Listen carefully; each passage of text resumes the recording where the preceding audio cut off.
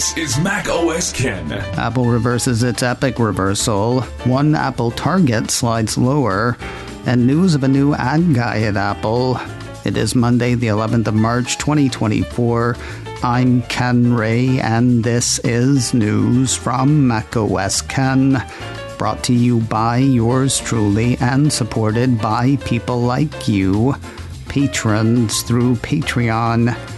Find out more and add your support at patreon.com/MacOSCan. Hey, remember the part where Apple canceled Epic's developer account in the EU? Never mind. A day or two after the cancellation, depending who you ask, Apple reinstated the game maker's account, clearing the way for a third-party Epic game store in the European Union. Heralding the news, VentureBeat had Epic saying on its site, Apple has told us and committed to the European Commission that they will reinstate our developer account. This sends a strong signal to developers that the European Commission will act swiftly to enforce the Digital Markets Act and hold gatekeepers accountable. We are moving forward as planned to launch the Epic Game Store and bring Fortnite back to iOS in Europe. Onward. For its part, Apple shared a statement with iMore saying, following conversations with Epic, they have committed to follow the rules, including our DMA policies. As a result, Epic Sweden has been permitted to re-sign the developer agreement and accepted into the Apple Developer Program. It might be worth noting Apple's change of heart came after reports that the European Commission was gearing up to investigate Apple's Epic cancellation. As all of that was playing out, Wired was working on a piece that posted last Friday, arguing that Apple could be the first to feel the brunt of Digital Markets Act enforcement. According to the report, German member of the European Parliament, Andreas Schwab, thinks the years of angst from the likes of Spotify and Epic, sort of culminating in Apple pulling Epic's developer account, will make Apple the EU's first target for DMA action. According to Schwab, this gives me the very clear expectation that they want to be the first. Apple's approach is a bit weird on all this, and therefore, it's low-hanging fruit. Apple, fruit.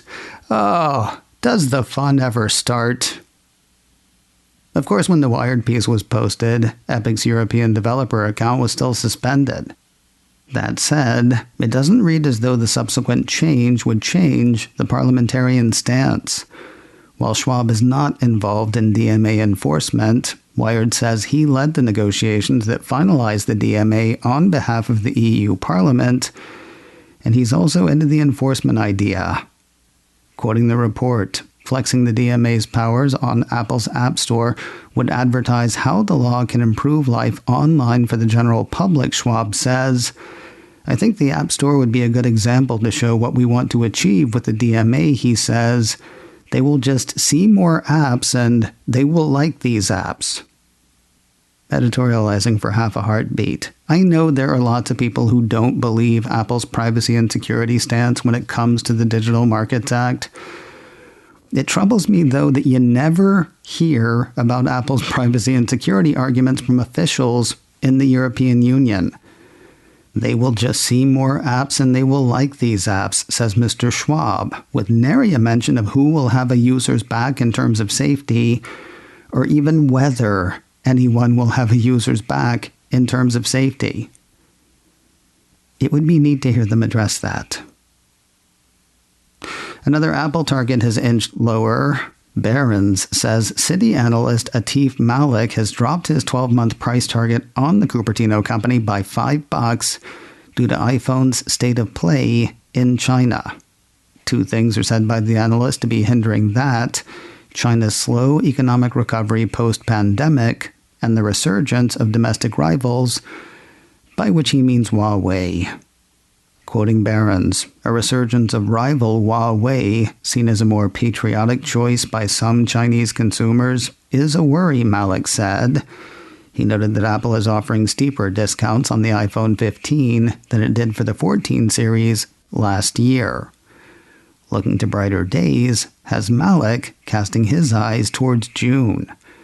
Barron says he thinks Apple shares could feel pressure until WWDC. There, he expects Apple to make AI announcements that could point to serious iPhone upgrade potential. Between now and then, ticker symbol AAPL could be range-bound, according to the report. With that, Malik lowered his 12-month price target on Apple shares from $225 to $220. He maintains a buy rating on the stock. Like the full-on Apple TV from Gene Munster, or the self-driving Apple car from, Gene Munster and a bunch of other people, sometimes folks get hold of an Apple idea of which they simply will not let go. For Business Insider, an ad-supported tier for Apple TV Plus seems to be one of those. According to that site, the latest big hire in that area by Apple is Joseph Cady, a 14-year NBCUniversal ad exec whose most recent title was EVP of Advanced Advertising and Partnerships. The report says Cady set up and oversaw NBCU's partnerships with Amazon, Google, TikTok, and others. Running through a number of relatively recent ad-related additions, Business Insider says these hires are the latest signs pointing to Apple's plans for an advertising tier. It had its biggest presence yet at last year's Cannes Ad Festival, the ad industry's biggest confab of the year, contrasting with its usual low-key presence at industry events. Okay, it's possible, certainly. It seems at least as likely, though, that Apple's big ad push is for all the sports content it's said to be pursuing. To Business Insider's credit, they do acknowledge ads for Apple sports offerings like MLB and MLS throughout the piece, as well as a possible run at the NBA. Anyway, congratulations, Mr. Cady. Good luck making money for Apple. We'll wrap the day with a couple of tales of Apple retail. First, an unannounced store for a swanky new development. The business property site Commercial Observer says the Cupertino company is planning a store for Miami Worldcenter, the 27-acre mega development in downtown Miami. According to the report, for months rumors have swirled that Apple had inked a lease at Miami Worldcenter, but representatives from Miami Worldcenter and Apple have stayed mum. A spokesperson for Miami Worldcenter declined to comment, while representatives from Apple did not respond to a request for comment. Still, a leasehold agreement filed to Miami-Dade County, and a couple of people said to know something about something, say this is a thing that's happening. Construction of the one-story, standalone retail building has been underway since November. No word when the store will throw open its doors.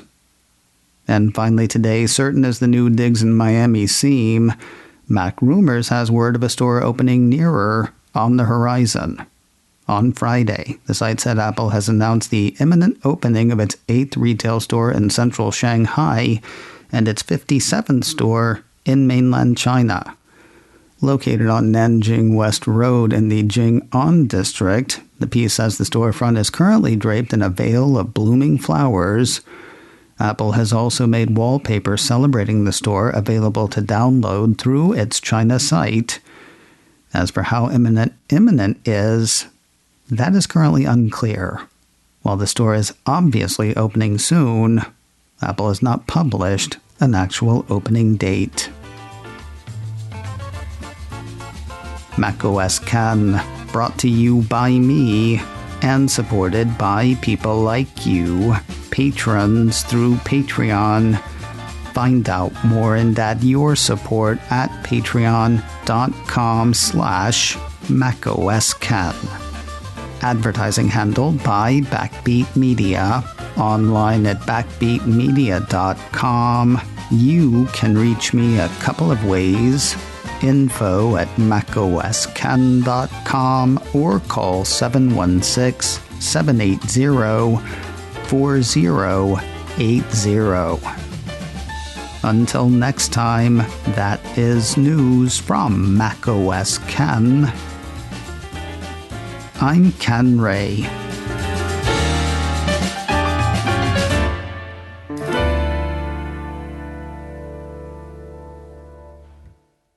Ciao.